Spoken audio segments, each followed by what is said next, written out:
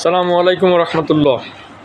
একটা বিষয় নিয়ে আসলাম যে আসলে নিউজটা এরকম নিউজ তো আমরা হরহামেশা দেখি, কিন্তু এই সময় এই নিউজটা দেখে আমি একটু আশ্চর্য হলাম, যে আজব হলাম, আজব আমার কাছে একটু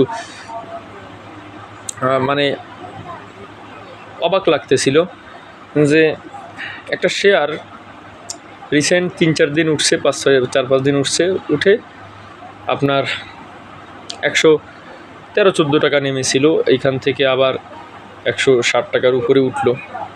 তখনই দেখলাম কোয়ারি এবং পত্রিকায়ও আসছে শেয়ারটার দর অস্বাভাবিকভাবে বেড়েছে।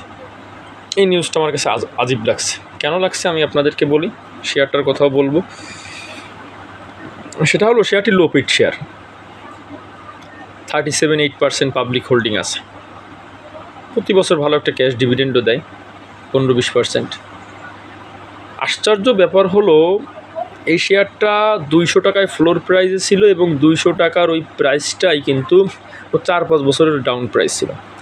ওইখান থেকে যখন 114 টাকায় নামলো তখন কোনো কোয়ারি নেই, তখন কোনো আপনার কি বলবো, তখন কোনো নিউজ নেই।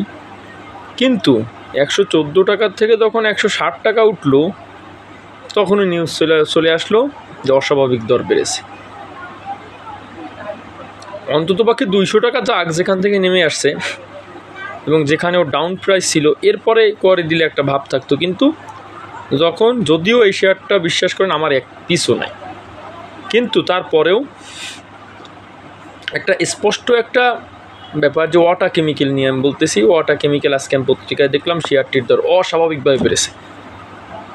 এমনি নিয়ন্ত্রণ আপনার সিকিউরিটি এক্সচেঞ্জ কমিশন বা ঢাকা স্টক এক্সচেঞ্জ কী বলেছে এটা আমি দেখিনি, তারা কোয়ারি দিছে কিনা এটা আমি এখনও দেখিনি, কিন্তু অস্বাভাবিক বেড়েছে। এটা নিশ্চয়ই কোয়ারির দেওয়ার কারণেই নিউজটা আসছে, কিন্তু আমি আর নিউজের মধ্যে যাইনি, কারণ আমার কাছে খুব খারাপ লাগছে। আমি শুধু হেডলাইনটাই দেখছি যে ওয়াটা কেমিক্যালের দর অস্বাভাবিকভাবে বেড়েছে।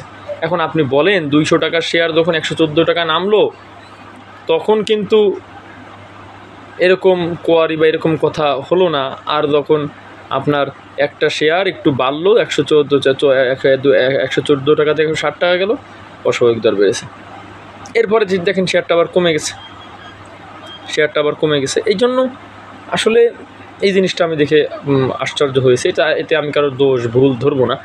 আপনারাই যারা শুনতেছেন তারাই আপনারা বিচার করবেন আসলে এটা কতটুকু রাইট। আসসালামু আলাইকুম রহমতুল্লাহ।